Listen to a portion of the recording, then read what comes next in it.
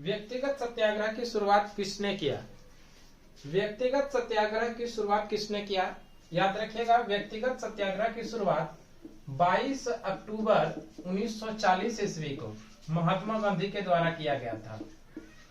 व्यक्तिगत सत्याग्रह की शुरुआत गांधी जी के द्वारा किया गया था 22 अक्टूबर 1940 को। कहां से, ये भी ध्यान रखिएगा, महाराष्ट्र के पवनार आश्रम से। पवनार आश्रम से गांधी जी के द्वारा 22 अक्टूबर 1940 ईस्वी को महाराष्ट्र के पवनार आश्रम से व्यक्तिगत सत्याग्रह की शुरुआत किया गया था। व्यक्तिगत सत्याग्रह शुरू क्यों किया, तो इसके लिए ध्यान रखिएगा, व्यक्तिगत सत्याग्रह की शुरुआत गांधी जी ने इसलिए किया कि 1940 ईस्वी में ही अंग्रेजों के द्वारा द्वितीय विश्व युद्ध में भारतीयों को बिना बताए शामिल कर दिया गया।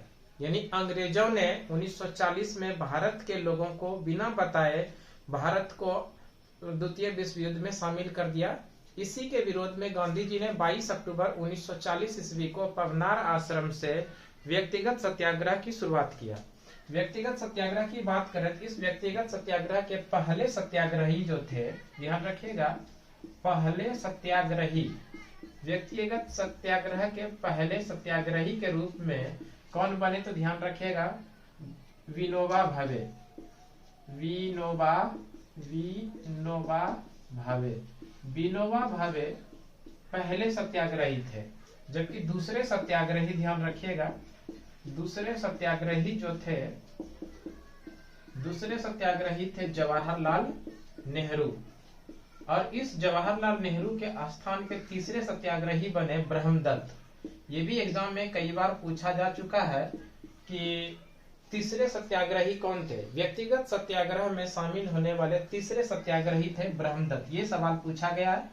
इसी व्यक्तिगत सत्याग्रह को दिल्ली चलो आंदोलन के नाम से भी जानते हैं, ध्यान रखिएगा। इसी व्यक्तिगत सत्याग्रह को दिल्ली चलो आंदोलन के नाम से भी जानते हैं। दिल्ली चलो आंदोलन, दिल्ली चलो आंदोलन इसी का दूसरा नाम है। तो इस तरह से ध्यान रखेंगे व्यक्तिगत सत्याग्रह। व्यक्तिगत सत्याग्रह की शुरुआत 22 अक्टूबर 1940 ईस्वी को गांधी जी के द्वारा महाराष्ट्र के पवनार आश्रम से किया गया। और पहले व्यक्तिगत सत्याग्रही के रूप में जो थे वो विनोबा भावे, दूसरे जो थे वो पंडित जवाहरलाल नेहरू। पंडित जवाहरलाल नेहरू जब अस्वस्थ हो गए तो इन्हीं के स्थान पे तीसरे सत्याग्रही के रूप में इसमें शामिल हुए ब्रह्मदत्त। और व्यक्तिगत सत्याग्रह का ही एक और नाम है दिल्ली चलो आंदोलन। नेक्स्ट सवाल देखते हैं, अगला सवाल। अगला जो सवाल है, भारतीय राष्ट्रीय कांग्रेस का 1931 का अधिवेशन। 1931 में भारतीय राष्ट्रीय कांग्रेस की अधिवेशन जो हुआ था वो कराची में हुआ था। ध्यान रखिएगा, भारतीय राष्ट्रीय कांग्रेस का 1931 का अधिवेशन कहां पर हुआ था? कराची में। इस अधिवेशन की जो अध्यक्षता किया था, ये भी ध्यान रखेंगे, अध्यक्षता किसने किया था? तो सरदार वल्लभ भाई पटेल ने। सरदार पटेल ने भारतीय राष्ट्रीय कांग्रेस के 1931 के अधिवेशन की अध्यक्षता किया था। सरदार पटेल। सरदार पटेल ने इसी अधिवेशन में मौलिक अधिकार की मांग किया था। बेहद इंपॉर्टेंट है, याद रखिएगा, मौलिक अधिकार की मांग, मौलिक अधिकार की मांग किया गया था। भारतीय राष्ट्रीय कांग्रेस का 1931 का अधिवेशन कहां पर हुआ था? कराची में। इस अधिवेशन की अध्यक्षता किया था सरदार वल्लभ भाई पटेल ने। इसी अधिवेशन में मौलिक अधिकार की मांग किया गया था।